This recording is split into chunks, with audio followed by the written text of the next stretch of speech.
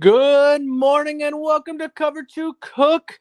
We will be talking on Sunday for this NFL Sunday. We are going to recap NCAA football as it was an exciting weekend.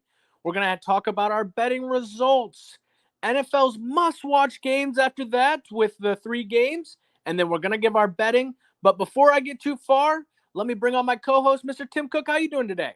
I'm doing good. Another exciting Saturday afternoon, Saturday night football, college football, and I'm excited about this week's NFL. So let's get it rolling. Totally agree. It was a bunch of upsets on this Saturday. We had Alabama, UNLV, Mizzou, Louisville, Tennessee, Michigan, USC, all ranked teams, all lose. Now, this was supposed to be kind of a boring weekend before our great October 12th showdown of college football, but it became an exciting weekend real quick when all these ranked teams go down. And I'll say this real quick before I let you go. How about how about if you're a Longhorn fan just sitting back and laughing? What'd you think about this weekend? I thought it was really exciting. You had Alabama going down to Vandy, and they haven't beat them down there in a long time. So I thought that game was really good. I thought Vandy was going to kind of give it back to them, but they just kept plugging along. And that one play where Milrow threw it down the sideline, and the Williams kid caught it and then ran it in uh, past 2 defenders. I thought, here they come. But Vandy just kept going, and then they Milrow threw that interception, like a pop-up interception. That kid ran in for a pick six. I'm like, yeah, this is their game. I mean, they're going to get it. So I thought that was really good. I with all these upsets, who you got as your number one now? Well, I think you got to keep Texas there. I think Texas has been outright this whole week or this whole season as the number one team. Yes, Alabama beat Georgia, and really Alabama's defense for the past 6 quarters has been nowhere to be found. The last 2 against Georgia, Georgia came back and started playing their game, and then this Vanderbilt just kind of did whatever they wanted to do in this game. They controlled the offense, and then on defense, they just didn't allow many big plays, right? Obviously, you're talking about the Williams, and there was another catch on the sideline. That Williams catch is a freak of nature. And that's where I come back to what we were talking about can he play in the NFL and stuff like that. Was a crazy play. I mean, crazy. How to stay in bounds and run down the sideline there. But I just felt like Vanderbilt had their number, and Alabama didn't show up until the second half. You can't do that. And Yeah. that's something Nick Saban would have never allowed. Never. And if you're blaming anyone on this game, you got to blame Nick Saban. And I see you say, why? Why Nick Saban don't coach there anymore? Nick Saban said, out of every game in the SEC, you got to be ready to play, but the only one that's not that tough to play at is Vanderbilt. Well, buddy, they got you. So stop trying to give them this whole bulletin board material stuff. Let this other coach. If you want to coach, then go coach somewhere else. But otherwise, just shut up and be an analyst on the side. Stop talking about Alabama because I think that's what it gave Vanderbilt the bulletin board material, and Alabama just thought after beating Georgia, well, we're going to win this game. They Well, found out. what did we say the other on Friday? It's a possible letdown game. It's a possible letdown game. And that coach for Vandy, that Clark Lee, he was their defensive coordinator for Notre Dame, and Notre Dame's defense is still really good. So I mean, that coach had him ready to play. I think he's going to be a good coach at Vandy for a while. I totally agree. And you look at that game. Outside of that game, you had Tennessee going down. They just, 14 points in the third quarter. Outside of that, they didn't score. They just didn't look like their normal Tennessee team. You had Miami barely winning by 1 to come back in the second half. 21 points in the fourth quarter just to win that game. That one was close. Mizzou, we'll talk about that one that was one of our must-watch games. Michigan losing, we'll talk about that as our must-watch. But, USC, welcome to the Big Ten, boys. Welcome to the Big Ten. You guys, you got to play defense. Minnesota should not be scoring 24 points on you. And guess what? They did. You only scored 17. You lose that game. And then outside of that, Louisville losing, that hurts Notre Dame because they beat Louisville, and it looks like, okay, well, they beat a ranked team. Louisville will not be ranked after this weekend. But yeah, let's get into our must-watch games. So our first game that we talked about must-watch was Mizzou versus Texas A&M. And I'll tell you right now, Texas A&M handled this game from the start to the end on defense and offense. What did you think about this game?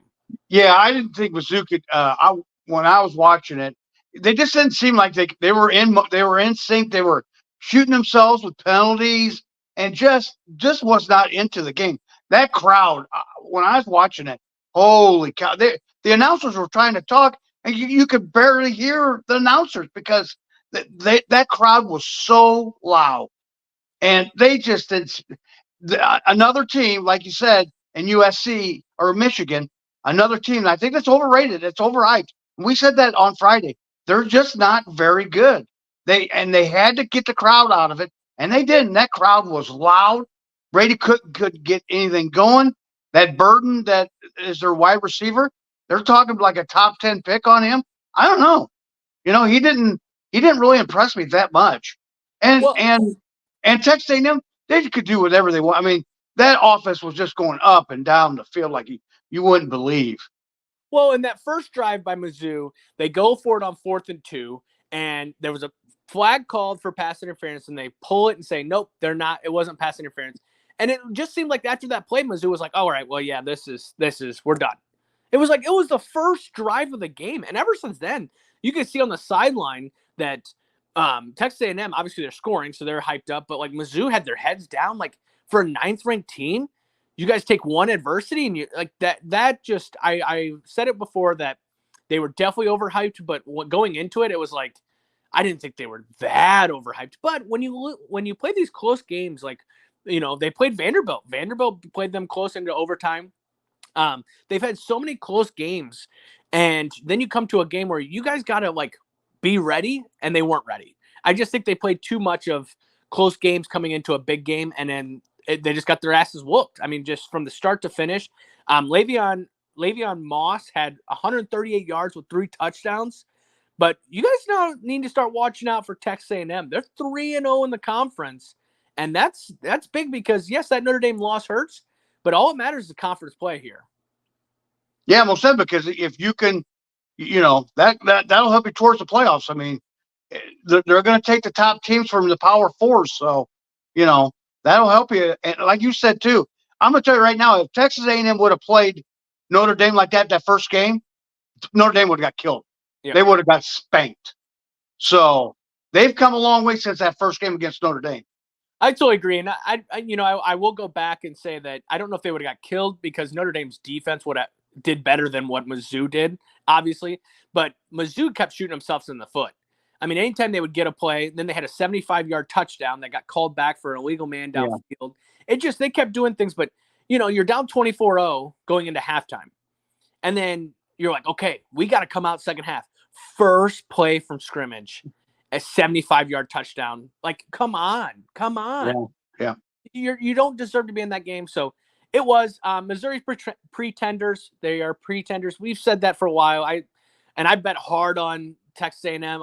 Money line. I thought this was going to be a blowout, and it was. So that takes us to our second game: Ole Miss versus South Carolina. A good bounce back win for Ole Miss. What did you think about this game? Yeah, I totally agree. They totally Ole Miss just was going up down. That Jackson Dart was throwing dimes all day, and South Carolina just couldn't get anything going whatsoever against that defense. I mean, I thought that, this was just they got healthy quick with South Carolina. I thought at South Carolina they would give them a little bit more, but Lane Kiffin had them ready to play, and I think it showed because he was ready. That team was ready to play. Yeah, Jackson Dart's a dog. I mean, he's a dog. He kind of gives me that Baker Mayfield vibe where he's going to be he's going to show a lot of his emotions, and he's going to play with emotion. But like, he was very vocal after the loss the week before with Kentucky. So this week he was like, he wanted to play. I do think he missed some passes throughout that game that could have really helped them. But it was more of the fact that every time South Carolina made a mistake, Ole Miss capitalized. And that's hard. That's just hard. Like with the fumble and the interception, and then Ole Miss comes down and scores a touchdown off of them. It's just like when it gets bad, it gets worse when that happens. And I think Ole Miss just like putting it on him. But I liked a good one in this game. The 325-pound nose guard gets you a couple touchdowns. Now I did a little research on him, and looked at. He actually went and played tight end before coming to Ole Miss. They moved him, put a weight on him to be a nose guard. But Lane Kiffin knew that he had this talent on the offensive side. So he's like, let's throw you in some offensive plays. 2 touchdowns. I loved it. They had a little fun with it. You could see Jackson Dart smiling on the sideline again. Obviously, there's times where he's upset, but he just plays with emotions. And I think that's something where it's good and it can be bad, right? Because when your emotions are the opposite way. But yeah, good win for Ole Miss to come back after that South Carolina. That moves us to our final game, one of our night games, a Big Ten showdown. Number 10 Michigan versus Washington. It's a rematch of the national championship. Yeah, national championship game of last year.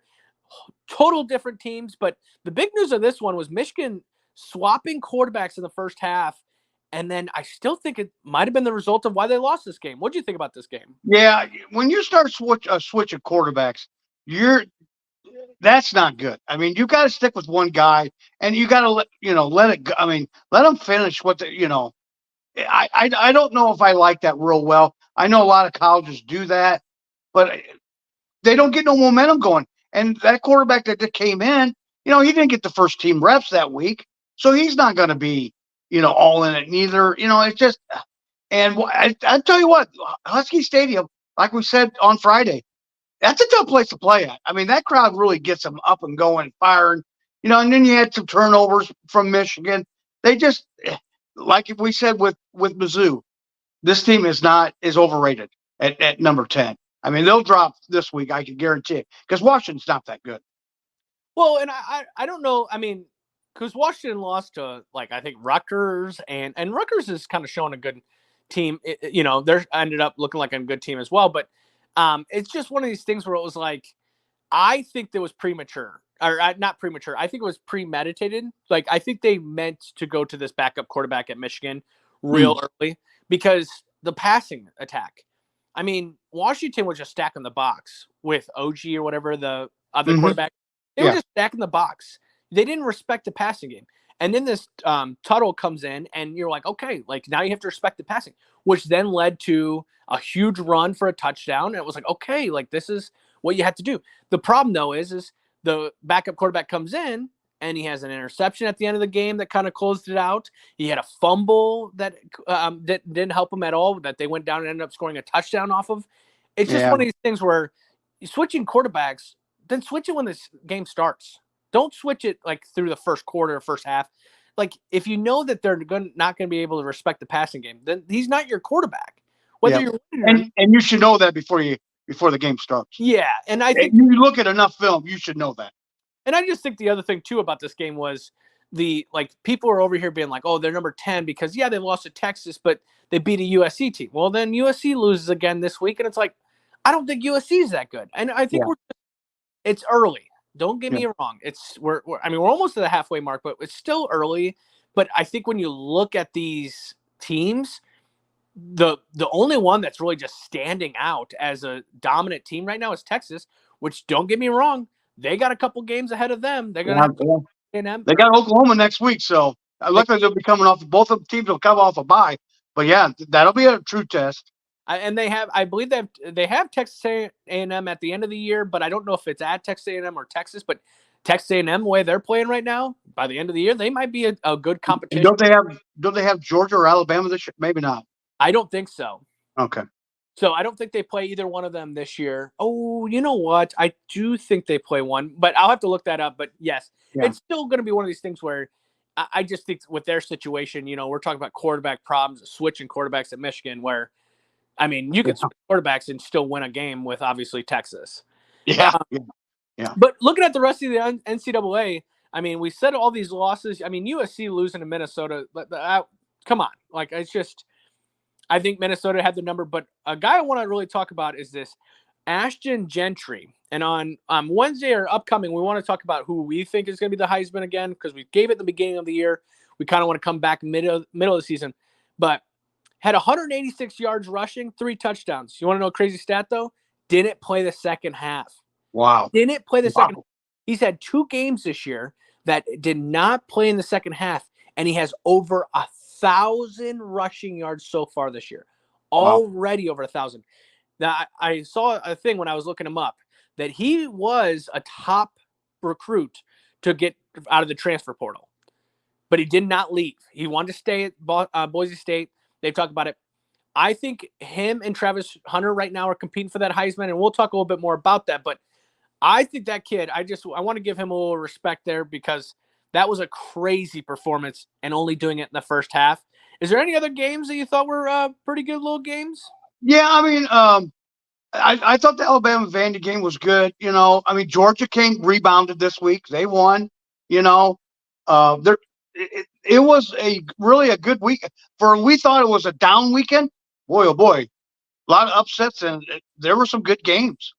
Yeah, and Ohio State kept them close with 35-7, or they were up only 7-0 at half, and then they kind of blew them out in the at the end. But how'd you end up with your bets this weekend? I went 2-1. I had the Vandy upset. Then I had I didn't the Miami one. They got down early and they didn't cover. And Indiana 6-0. Watch out for Indiana in the Big Ten. They haven't been 6-0 in a long time. They covered against Northwestern at the end. They scored a late touchdown to cover that spread. So I went 2-1. I also went 2-1. Ended up with Michigan not winning my game. With Michigan losing, that one kind of hurt me. I was hammering that one as well. I thought that was a game that Michigan should have handled, and it looked, we've talked about it, but they just shot themselves in the foot. Iowa and Ohio State gave me a little nervousness in that first half, only being up 7, scoring 21 in the third off turnovers and situations. That they came out winning, so it was 18.5. And then the Mizzou versus Texas A&M, I just hit that one on the nail. I knew exactly Texas A&M was going to win that one. I could not believe the point spread was at what it was. So we ended up 2-1. Let me get a Ric Flair there. Woo! Well, that leads us into the NFL. So if you are listening to this, the Vikings and the Jets are most likely playing. We're actually recording this as the game starts and seeing the Skulls chance.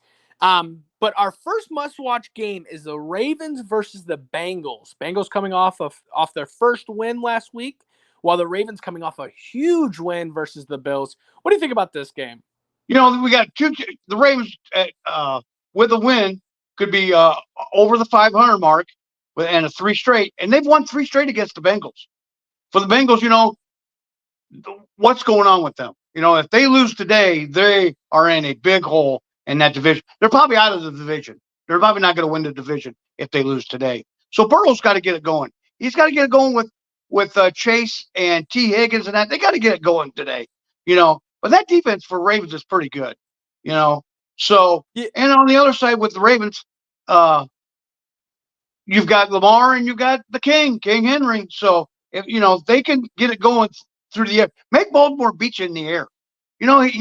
Lamar hasn't been throwing the ball a whole lot this year to Zay Flowers, Mark Andrews, and company. So I think this might be the game of the day. Burrow has got to get it going.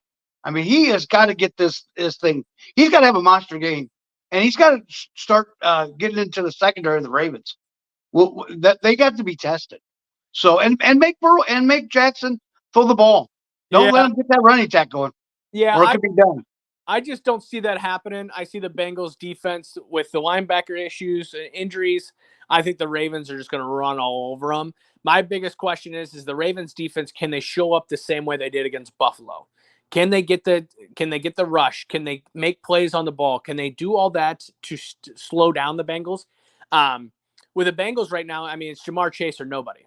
I mean, that's unfortunately your situation there. The running back, I can't remember his name. He's kind of started showing up a little bit as well. But Zach Moss. Yes.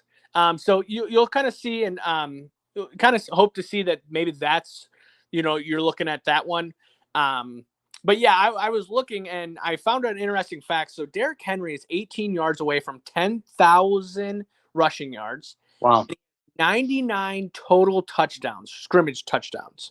Wow. Henry will become the 5th player in history with 18 yards today of rushing to have 10,000 rushing yards and 100 touchdowns in the first 125 games. Wow. Now, the interesting thing about this is with the running backs and the way the game is all passing now, do you think we'll ever see another 10,000-yard rusher? I don't think so. And I don't know. I mean, I don't think so. I just I can't. think you might see somebody with combined 10,000.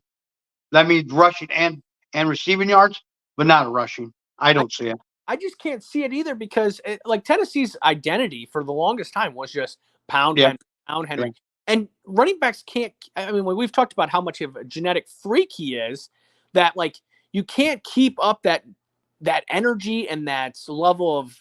I don't even know how to like phrase it. Like he's a freak of nature to keep doing that for how many years that he's done it. Like so, yeah. I think with that. Well, and the NFL is a passing league now, so Well, and I guess why I'm saying that is because you just talked about this Gentry from Boise State and the way he's running the ball. It's like, can he take that to the NFL? Can he do that in the NFL? I just Derrick Henry, the way he's done, a first ballot Hall of Famer. I think you definitely keep him with conversations. But back to the game, though, I just think Ravens handle this one. Leading to our next game, must watch Bills versus Texans. Both are 3-1, but it's Stephon Diggs getting to play against the Buffalo Bills. What do you think about this game? another revenge game for Stephon Diggs. Well, it's a Stephon Diggs revenge tour, I guess, as you could say. Can Josh Allen rebound from his below-average game against the Ravens? And on the other side, C.J. Stroud, he's got to keep that momentum going. You know, they had a good win last week against the Jaguars.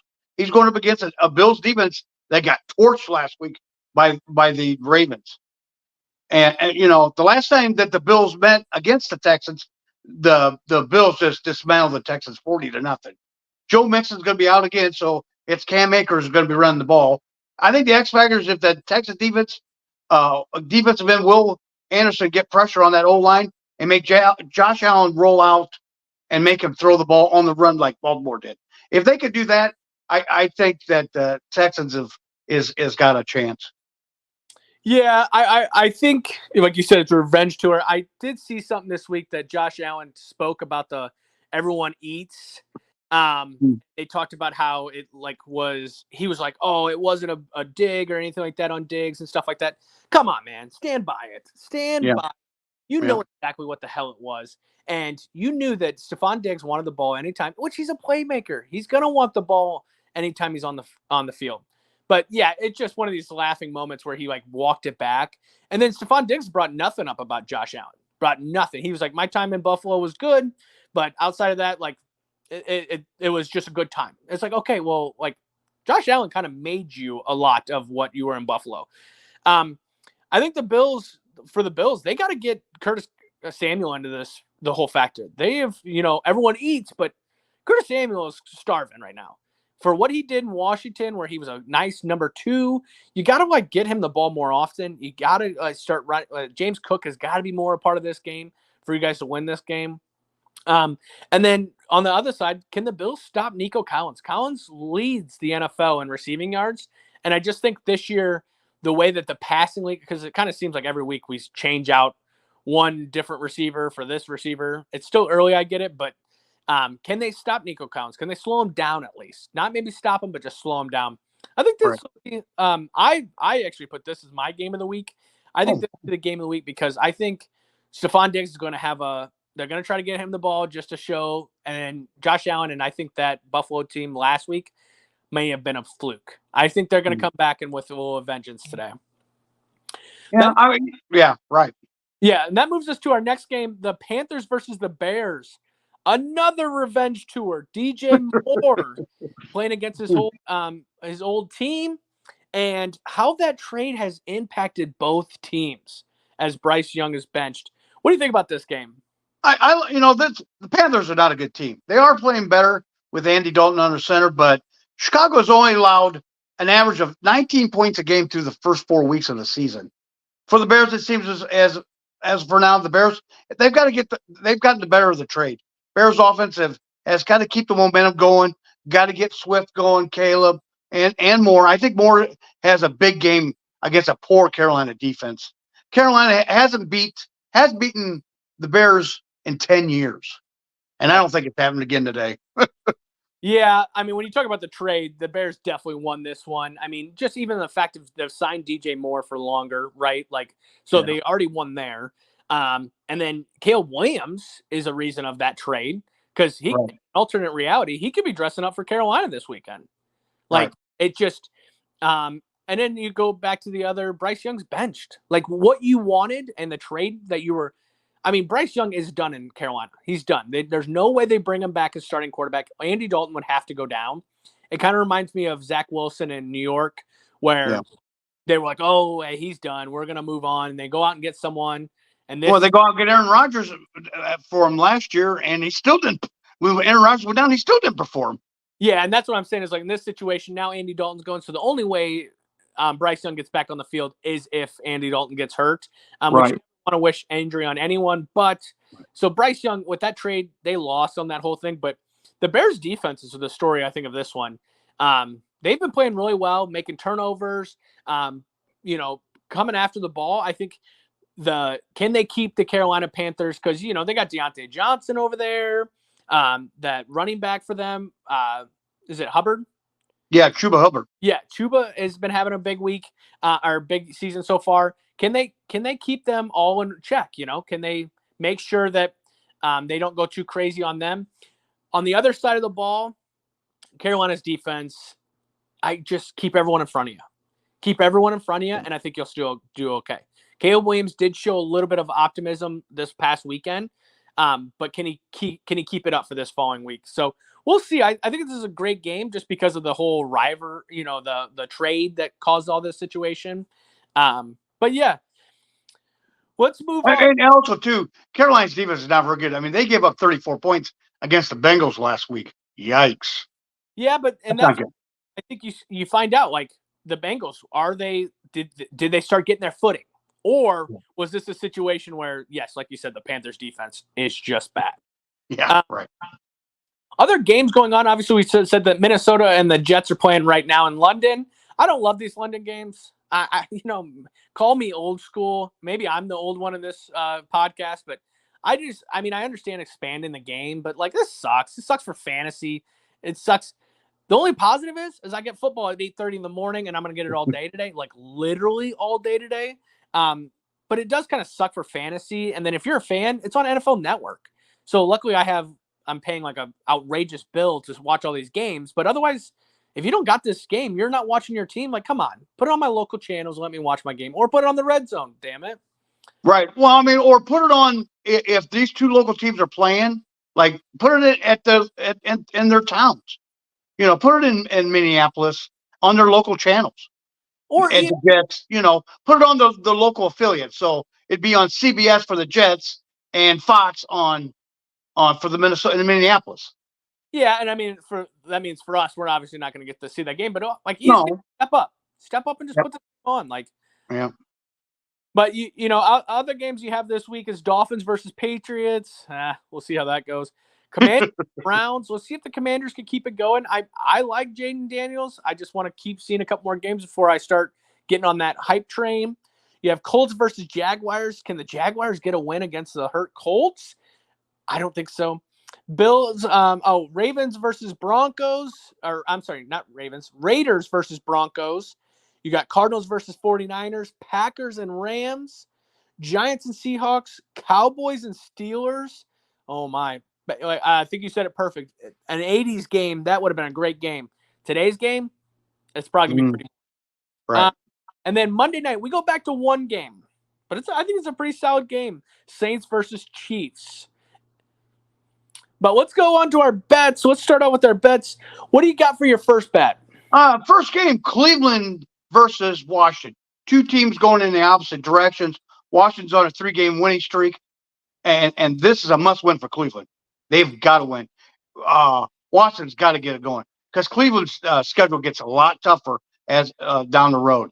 The last time they played each other in 2022, Cleveland won 24-10. Daniels has completed 82% of his passes this year. Wow, that is an outstanding statistic through 4 games. And Watson has been sacked 19 times. 19. Wow. I like the Commanders to keep it going, and I'll give you the 3.5.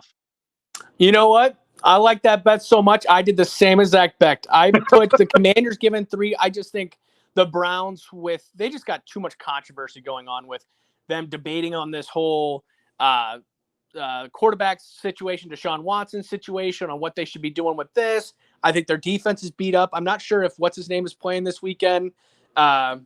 The end for the Browns. I know he's been having. Yeah, yes. Uh, Anyway, yeah, Garrett. yeah, yeah, yeah, yeah, But he's been sure. having feet problem, like pain in his feet. Yeah. So I don't know if he's playing, but I just know that Commander's got a roll going right now. I think Zach Ertz is a great addition to that team from, I believe he played at the end of last year or he came on part of this year. But Zach Ertz is a great veteran player, dump down player for Jaden. And I just think that the way they're running the ball and their offenses, I think they can outscore the Browns. I think the Browns defense could also have a big game as well, or the Commanders defense could have a good game as well. Yeah, I agree. Second bet. Packers v. Rams. Packers is going out west against a injury riddled Rams team. Jordan Love has passed for over 649 yards in his only 2 games he's played. That's a pretty good. That's a lot of yards. And in 4 games, Stafford has passed for 948 yards. And so the Rams are 1-2 against the spread this year, and the Packers are 0-2 straight up as Love is a starter. So that's not good neither. I think the Packers get healthy this week, and I'll give you the 3 points. And I think the Packers put a classic beat down on the Rams this week. You know what? Second one in a row. I definitely agree with this one, but I'm going to throw a different wrinkle on this one. I think the Packers giving 100% on that one as well. But if you were looking for another bet on this game and you maybe don't believe in the Packers, bet the over. I think the over for this game, I was just looking it up what the over was. It's 48.5. I think both teams get out and start scoring. I can see the tight end for the Rams having a big game. I just think it's in LA. Last time LA played in LA, they pulled that win out against San Francisco. They're going to score points, so definitely keep it on. I like the over on this game. Yeah, I agree. I think there's going to be they're going to be throwing the ball around the yard quite a bit. And then what you got for your third bet? Third game, classic 1978 game, Cowboys versus Steelers. 2 iconic teams. I remember watching these 2 teams when I started watching football back in '79. This is one of my first games I kind of watched. This was in the Super Bowl. This is the first time they've matched up on Sunday night, which is a very strange statistic. That this is the first time they've been together on a Sunday night. That's just weird. Steelers are coming off a tough loss against the Colts, and the Cowboys, well, they beat the Giants on Thursday night. So I mean, everybody's beating the Giants. So that's Dak has to keep this thing going against a pretty good Pittsburgh defense. They got to keep it going. Pittsburgh on offense will have Justin Fields. He's got to get the running and passing going. I think the Cowboys' run defense is terrible with a capital T. And Fields and Najee, I think they have a heyday. So give me the Steelers, and I'll take that on the money line. Whoa. Okay. Going hard on that one. It looks like because the Pittsburgh's favored in this one. So you're going money line, or do you want to even give them the points? Well, the points was last time I checked was 1. Okay. So if you got it at 1, I'm seeing now it's at 2.5. Then I would take the Steelers in the 2.5 then. Yeah, because I think people are hammering what you're saying as well. I definitely agree with this one. It's just what Cowboys team are you going to get? I mean, Right. Are you going to get a team that's going to want to compete, or are you going to get a team that's just sitting around waiting for it to come to them? Because if you're waiting around for them to come, that Steelers team is going to put you to sleep by running that ball down your throat. And I'm pretty sure Parsons, Lawrence, and another person on their defense is not playing. Yeah, Deron Bland, I don't think he's played all year. So you got too many injury riddled on that D line. I agree. Najee Harris is going to have a big game. I hope so because I got him on my fantasy. I'm going to throw him in there maybe as a flex today. But yeah, I like that one as well. I thought about it, but it's just like, what Pittsburgh team are you going to get and what Dallas team are you going to get? For my third and final bet, I'm glad we're not on that same game. I'm going Ravens versus Bengals. We talked about this as must watch. For me, I like the Ravens giving 2.5.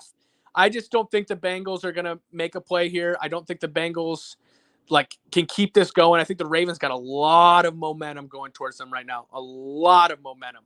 And my biggest thing is with the running attack of the Ravens against that Bengals defense, can Derrick Henry and Lamar Jackson keep it up? I think they do. And I think it's not a high scoring game, but I think they easily put a win here on this one. Yeah, I expect this to be like a AFC North, just a run. I mean, just run. Just an old fashioned AFC North game. You know, this should be. I think this is going to be a good game. I just don't think. I think that defense of the Ravens is just going to be too much for Burrow. I mean, Burrow's just. I don't know. This just seems like they're on that offense is on the same page right now. Yeah, I definitely agree. I think it's just, I just don't know if the Bengals can get it all together because they're going to have to get it all together to win this game, and I don't think they're going to get it all together. I think it's just a Jamar Chase and Burrow story right now, and that's not going to be enough for that defense. Yeah, I agree. So that's our bets for this weekend. We got all day Sunday football as well, and then we got a Monday night game. If you do bet or you take any of our advice on the bets, please bet responsibly. We're just two goons talking football. So, hey, take it with whatever advice you would like. We're just please bet responsibly. We will recap the NFL on Wednesday, and then I think we're going to have a conversation, a little bit of the Heisman talk.